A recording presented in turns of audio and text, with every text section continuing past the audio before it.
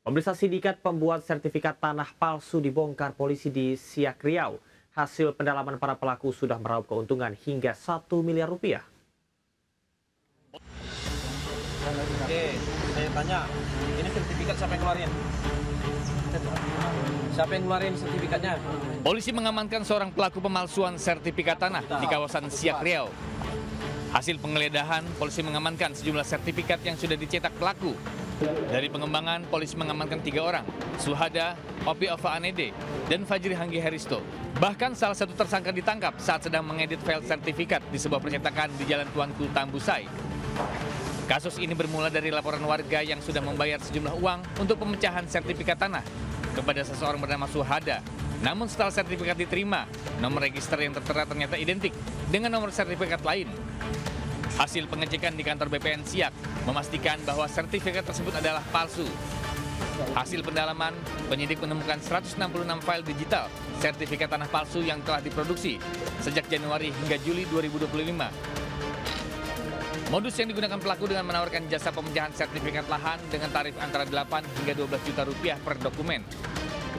Polisi memperkirakan nilai keuntungan ilegal dari pemalsuan ini adalah mencapai hingga 1 miliar rupiah. Dari Siak, Riau, Eli Suwanti, iNews melaporkan.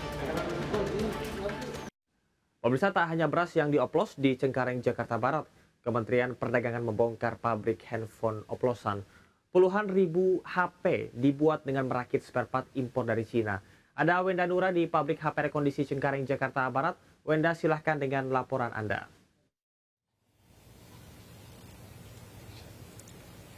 Ya, selamat siang Camar dan juga pemirsa. Saat ini saya sedang berada di sebuah ruko 3 lantai yang berada di kawasan Cengkareng, Jakarta Barat. Dan memang kalau dari luar, ruko ini tidak terlihat adanya aktivitas yang mencurigakan ya. Namun, siapa sangka di tempat yang bisa dikatakan tidak terlalu luas ini bisa memproduksi sebanyak lebih dari 5.000 HP ilegal setiap minggunya. Dan saya akan mengajak Anda untuk melihat, Camar dan juga pemirsa, bagaimana suasana tepatnya ini di lantai satunya.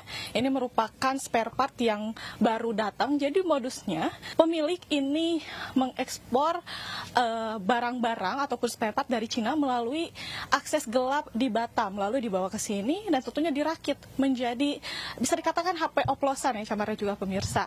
Nah, saya akan mengajak Anda untuk melihat juga seperti apa handphone yang sudah selesai dirakit.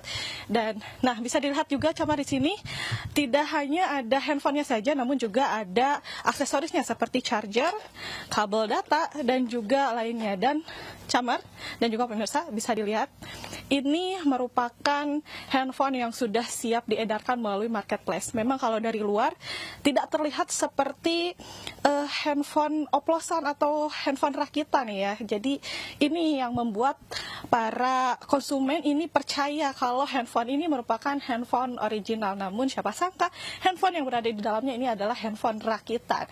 Dan tempat ini saat ini sudah dalam pengawasan oleh Kementerian Perdagangan dan tentunya sedang diproses lebih lanjut. Para pelaku pun saat ini masih dalam proses pemeriksaan.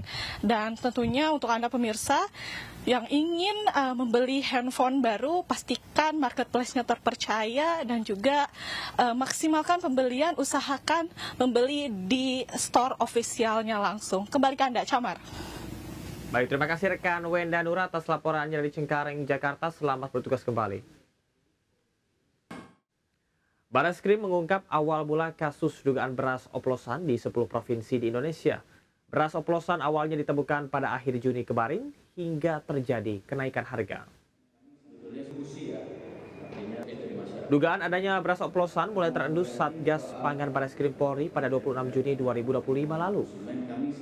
Awal dari temuan Menteri Pertanian Andi Amran Sulaiman terkait dengan mutu dan harga beras yang mengalami kenaikan.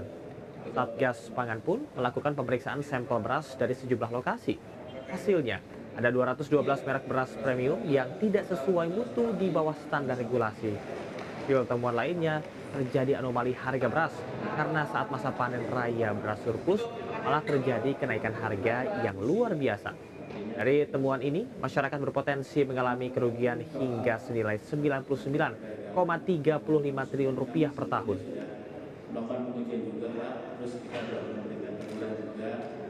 Terima kasih. Kebakaran hutan dan lahan di sejumlah kabupaten di Provinsi Riau makin meluas. Di Rokan Hulu, kualitas udara sangat buruk, memaksa pemerintah setempat meliburkan 200 sekolah. Sejak kemarin, Pemprov Riau resmi menetapkan status tanggap darurat kebakaran hutan dan lahan menyusul meningkatnya jumlah titik api.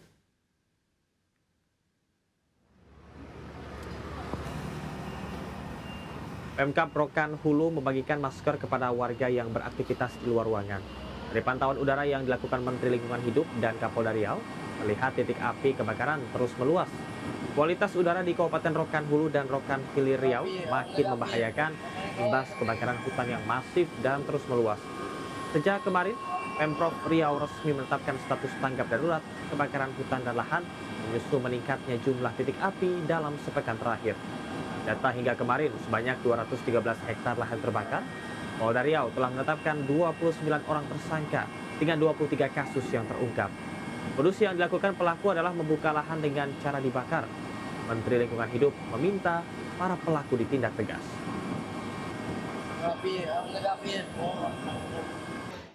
Sementara itu, hampir 24 jam api masih melalap pabrik minyak goreng di kawasan Seimati, Kota Medan, Sumatera Utara. Hingga siang ini petugas damkar silih berganti memadamkan api.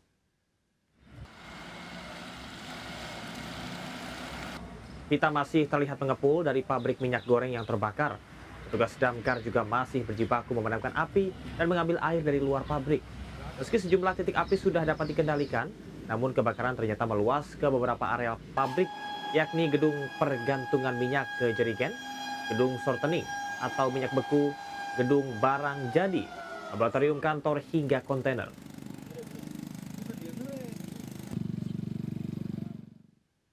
Sementara itu, pemadaman listrik dilakukan guna menghindari terjadinya korsleting di areal pemukiman warga yang berdekatan dengan pabrik. Sementara warga yang berdekatan dengan pabrik memilih mengungsi lantaran takut terjadi ledakan besar yang menimbulkan korban jiwa.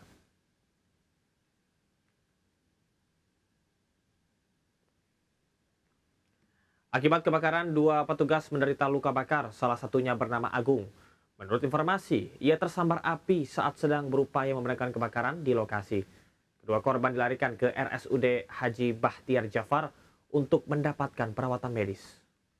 Gempa magnitudo 6,3 mengguncang Kabupaten Pohuwato, Gorontalo pagi tadi. Getaran gempa cukup kuat, membuat warga yang tengah melaksanakan sholat subuh panik keluar rumah.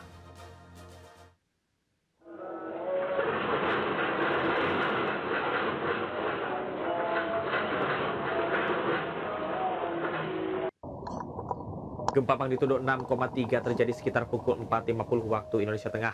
Getaran gempa terekam sejumlah kamera CCTV warga. Data BMKG, gempa berpusat di 8 km tenggara Kabupaten Pohuwato, Gorontalo. Namun getaran terasa cukup kuat hingga kota Gorontalo.